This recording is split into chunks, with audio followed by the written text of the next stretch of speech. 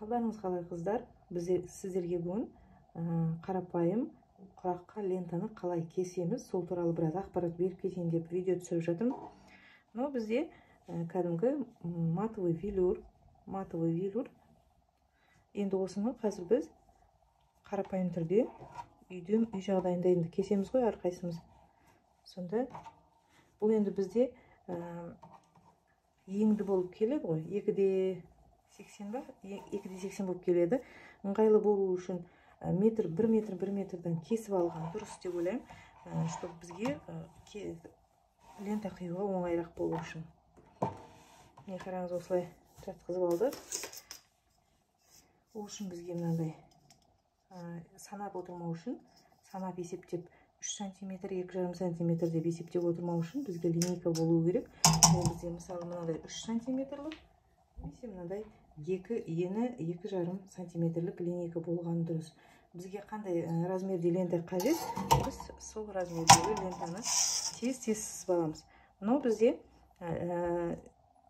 матаның ұзындық бойы. Біз ең басында тіккен кезде ұзындық бойынан аламыз. Еннен алмайтын себебіміз, өйткені ол созылғыш келеді. Міне көрдіңіздер ме? Ені созылғыш келеді. Еннен қандай жағдайда аламыз? Тек қана флизелин жапсырылған кезде ғана. Егер сіз матаға флизелин жапсыратын болсаңыз, ондай жағдайда енінен алуға болады. Не қараңыз? Ешқандай 3 см деп есептеп отырмау үшін каждый бас аяғынан не осылай линейканың бойымен сызып кете береміз.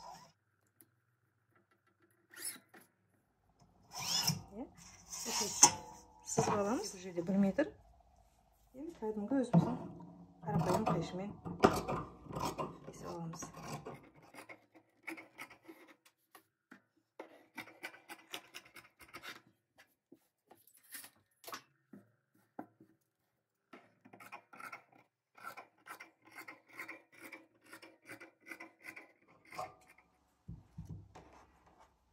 Қыздар, лентамыз осылай дайын болды.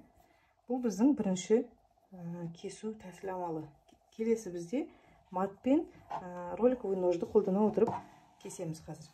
Бұл жерде міне біз матамызды жаңағы мен кеспедім ғой, сіздерге көрсету үшін сыздым.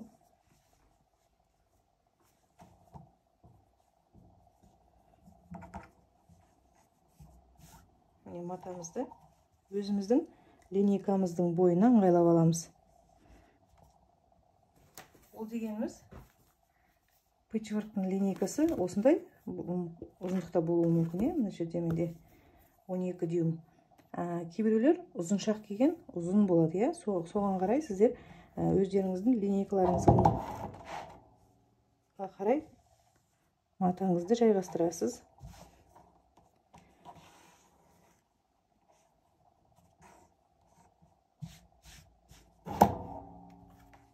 Сосын мына жерде артық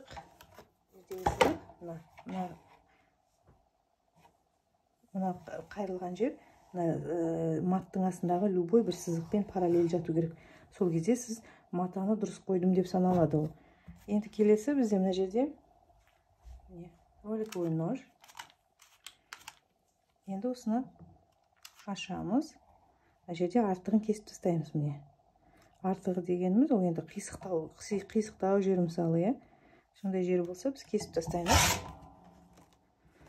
Енді осы жерден біз мына жердегі сандарға қарап 3 деп алып кете береміз. Міне 3 см теңестіреміз. Мынаның линейканың мынандай ең астыңғы бөлігі тура мына маттың сызығында параллельно жату керек. Сол кезде сіз түзу қиясыз.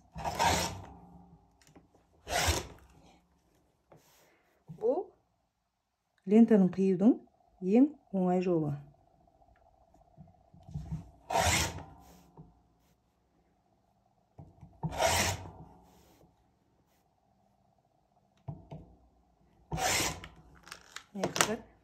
Бұл жерде лента әдемі түседі. Міне көрдіңіз бе?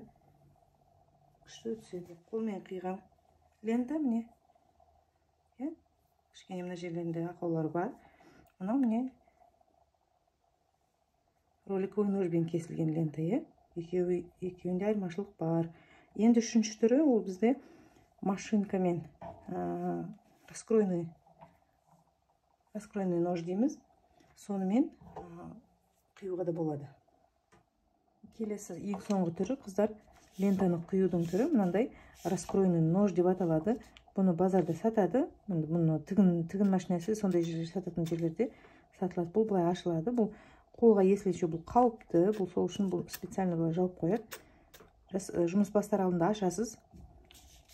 Токқа қосасыз. Енді біз ең бірінші не істейміз? Ең бірінші біз матамызды міне қалың қылып жай салып аламыз. Бұл жерде жаңағыдай емес, бұл жерде қалың қылып салып алдық. Өйткені бұл өте мықты, өте үлкен қалыңдықтағы маталарды кесе алады. Енді бұл жерде біз бірақ қолмен сызып алу керек боламыз. Бізге ыңғайлысы сол болады. Міне. Енді қараңыз, мынаның астында міне мынандай табаншасы бар ғой. Қазір табаншасын мына лентаның астына кіргіземіз.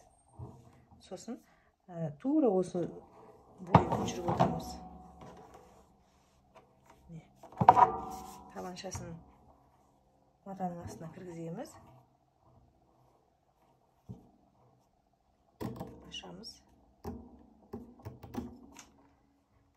Енді дәл-дәл сызыққа тұрып аламыз лезвияның бойымен. Енді бастаймыз.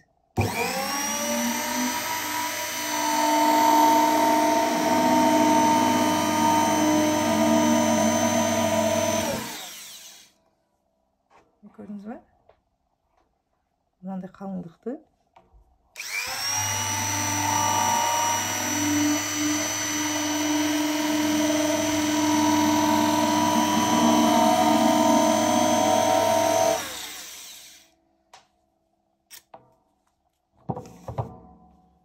Міне қыздар, бізде жаңағы кромка жағы. Мынау не дайын болған біздің лентамыз. Міне осындай тәсілмен тез-тез лентаны қию тәсілі өте оңай. Бұны мен енді Алматыда Алатау базарынан алдым. Сіздерде любой тігін машинасын сататын, жақ сататын жерлер бар ғой, үлкен магазиндер. Сондай жерден алсаңыз болады. Құны 30 мыңнан жоғары, 30, 35, 40, 45 деп кете береді. Қыздар, ақпарат пайдалы болды деп ойлаймын. Ұнап жатса, қолдап, лайк басып, комментарий қалдыруды ұмытпаңыздар.